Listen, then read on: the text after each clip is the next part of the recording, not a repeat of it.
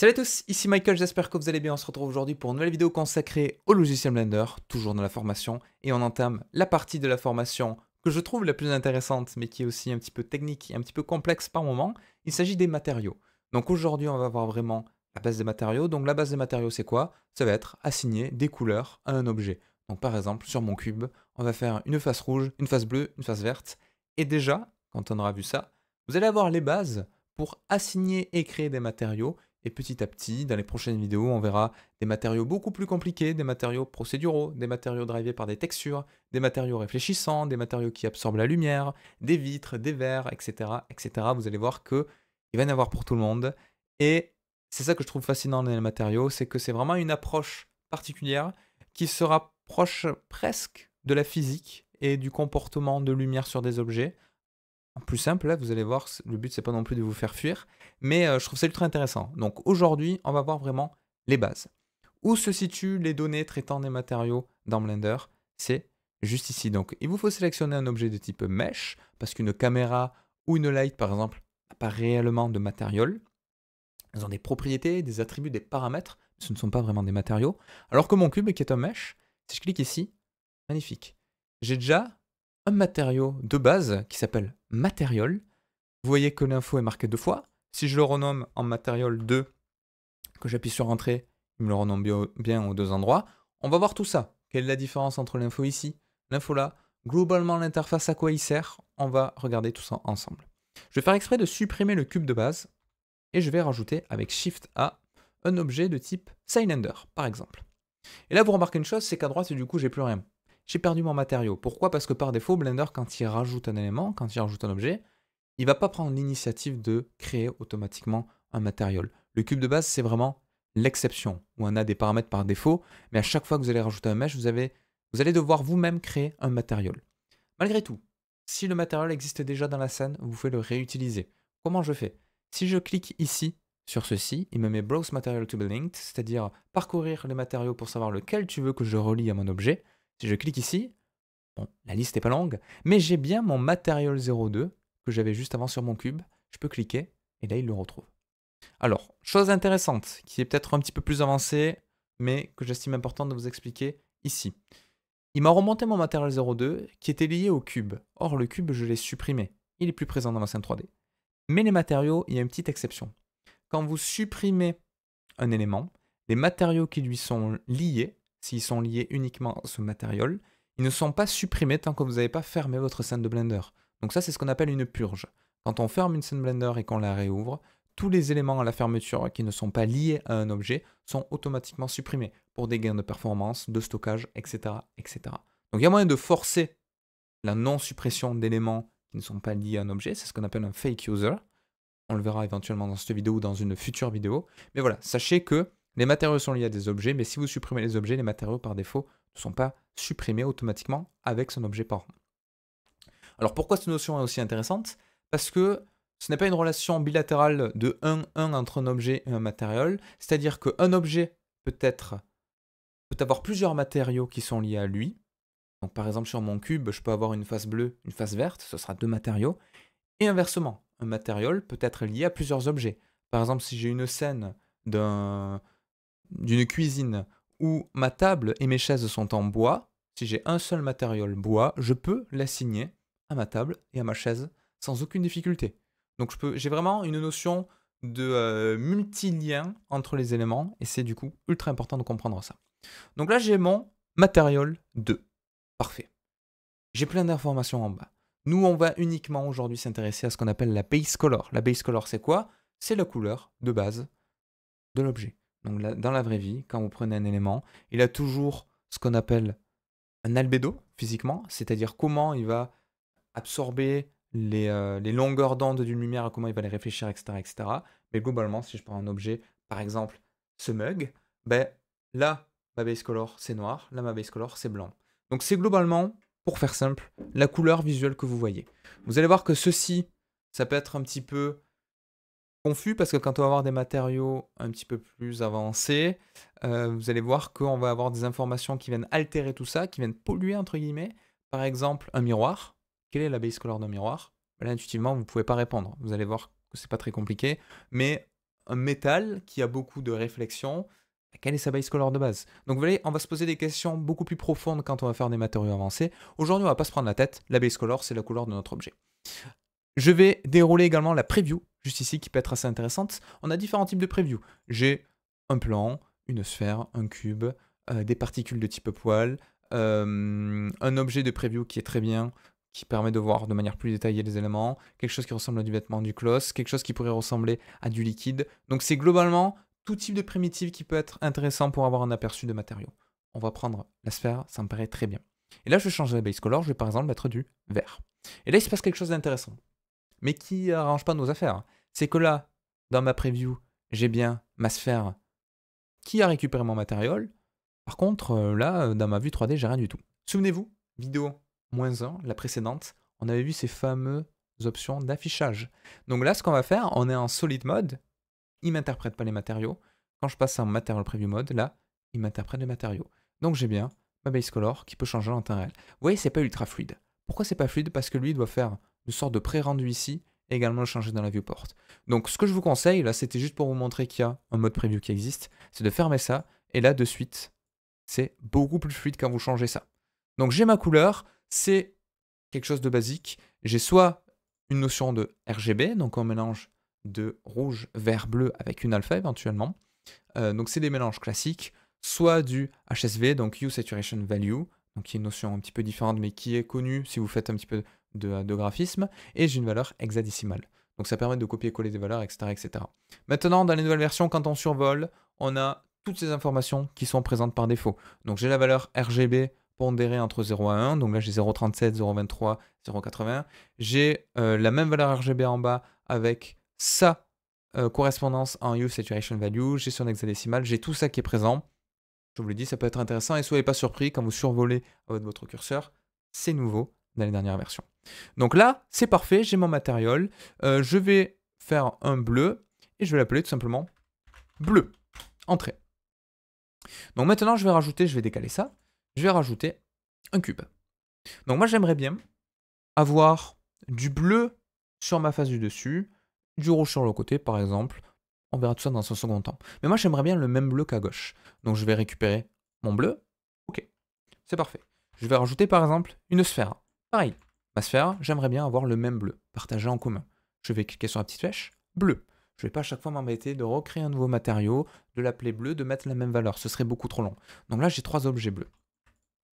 Alors, comment je sais que ce bleu est utilisé à X endroit dans ma scène? C'est ici. Alors, pourquoi il y a marqué 4 alors que j'ai que 3 éléments? Mais parce qu'il garde en mémoire le premier élément qui est encore lié à cet objet-là. Donc c'est quelque chose qui n'est pas forcément intuitif, mais sachez que si je crée un nouveau matériel, il va bien être réindexé à partir de 0. Là, le premier cube que j'ai supprimé, Blender il considère toujours que ce dernier, il est lié avec mon matériel. C'est pour ça que j'ai 4 au lieu de 3. Mais imaginons que je crée une nouvelle sphère. Je fais un new, je l'appelle vert, comme ceci. Là, je mets vraiment du vert. Je prends un plane, par exemple. Pareil, je prends mon vert. Vous voyez, là, j'ai bien 2, qui indique bien que j'ai 2 éléments dans ma scène 3D qui possèdent ce matériel. Donc, c'est pas tant les éléments dans la scène 3D, mais c'est plutôt, alors je ne sais pas quelle est la description exacte, mais c'est le nombre d'éléments qui vont pointer vers cette information-là. Pardon. Vous voyez, display number of user of this data, c'est-à-dire tous les éléments qui possèdent cette donnée en information. Donc là, l'avantage, c'est quoi? C'est que j'ai tout ça qui est instancié. Une instance, c'est quoi? Ça veut dire qu'ils partagent tous un élément commun. Ce qui m'embête un petit peu, c'est qu'imaginons, ce bleu il me va, mais en fait, sur ce cube, j'aimerais qu'il soit un petit peu plus clair. Bon, on va partir sur le vert, ça sera peut-être plus visuel, sachant que le nombre peut prêter à confusion. Je vais par exemple dupliquer ça. Tac, vous voyez qu'en dupliquant à chaque fois, ça augmente le nombre. Imaginons, là c'est bien, mais en fait ce vert, je le trouve trop clair pour cette sphère. J'aimerais qu'il soit un petit peu plus foncé. Donc je vais aller ici, je vais foncer le vert. Et là, vous remarquez que, avantage et inconvénient du fait que ce soit instancié, c'est que ça va changer partout. Alors ça peut être quelque chose que vous souhaitez faire. Avoir le même matériel, et du coup dire à Blender que si je le change à un objet, sur un endroit, il me le répercute partout. Par contre, si je veux garder le même élément de base, mais dire je vais uniquement changer ce matériel-là, en fait je dois créer un nouveau matériau. Alors je ne vais surtout pas supprimer le matériau, en créer un nouveau, faire le vert, le foncé, etc., etc., ce serait beaucoup trop long. Je peux dire à Blender, mais tu vois, cet élément-là qui est instancié à 3 objets en tout dans ma scène, mais je veux que tu m'en crées un nouveau. Comment je fais pour en créer un nouveau? Deux possibilités. Soit je clique ici directement sur le 3, du coup il va briser l'instance, soit je clique juste ici en New Material, et là, c'est Add New Material. Tac, je clique ici, il me crée un nouveau matériau en conservant les anciens paramètres. Donc vous voyez que par défaut, il appelle vert 001, je vais l'appeler vert F comme vert foncé. Là, je peux changer sa valeur et ça ne va pas impacter mes autres objets. Et là, si je sélectionne dessus, vous voyez que l'ancienne donnée qui était à 3, cette fois-ci, elle est passée à 2, parce que je n'ai plus que 2 éléments qui partagent cette information. C'est exactement la même chose si je clique ici sur le petit 2, ça fait globalement le même truc. Celui-là, je vais l'appeler vert C pour vert clair, et je vais éventuellement le rendre un petit peu plus clair. Vous voyez que du coup, j'ai mes 3 variations. Donc ça, c'était pour la manipulation vraiment ultra basique de données de matériaux. Il y a également une notion qui est ultra intéressante. Je vous ai dit qu'un matériau pouvait avoir qu'un objet pouvait avoir plusieurs matériaux. On le sait parce que là, déjà, on peut avoir une liste. Alors, comment je peux rajouter des emplacements de matériaux? C'est ce qu'on appelle des slots. Et je l'ai juste ici. Donc, si je fais Add Material Slot, je peux rajouter autant de slots que je veux. Je peux facilement les supprimer avec le moins. Je peux même réindexer leur position si ça m'intéresse. Donc, le plus-moins, c'est vraiment une sorte de liste, un tableau qui va pointer vers des informations de matériel. Et du coup, là, rien ne m'empêche de venir chercher un matériel qui existait déjà, par exemple le bleu. Et du coup, là, actuellement, sur mon objet, j'ai ces 2 matériaux qui sont pointés par l'objet, mais qui ne sont pas forcément affichés. Alors, pour que ce soit un petit peu plus représentatif, on va partir sur un cube, tac, comme ceci. Et là, du coup, notion ultra intéressante, qu'est-ce que je fais? Imaginons que là, je veuille du bleu et du vert. Ces 2 matériaux que j'ai déjà créés dans ma scène. Donc, je pourrais aller ici, sélectionner mon bleu, automatiquement, il va m'en créer un. Mais quelle est la différence concrète, par exemple, entre ce new et entre ce plus? Mais ce plus, il va juste créer un slot, donc un emplacement, qui va vous permettre d'accueillir un matériau. Donc là, je peux cliquer ici et mettre du bleu, par exemple. Ok, donc d'abord, je définis un emplacement, et ensuite, je viens le remplir avec quelque chose qui existe déjà éventuellement. Ou alors, nouvelle possibilité, je peux cliquer directement sur ce new, et là, non seulement il me crée un slot, et en plus il me crée un nouveau matériau. Donc c'est 2 notions un petit peu différentes. Vous arrivez à vous retrouver. Si ici je mets du vert, vous voyez que bon, j'ai le même résultat. Mais il m'a créé un matériau par défaut qui est présent du coup ici, et qui est encore pointé éventuellement par l'objet en termes de données. Donc là j'ai du vert, et j'aimerais bien avoir du bleu sur une autre face. Alors, ne faites pas l'erreur de sélectionner bleu ici, sinon ça va écraser l'ancienne valeur.